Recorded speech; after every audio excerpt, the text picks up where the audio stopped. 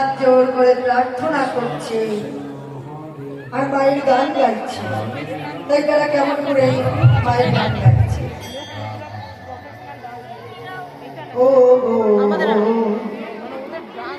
মা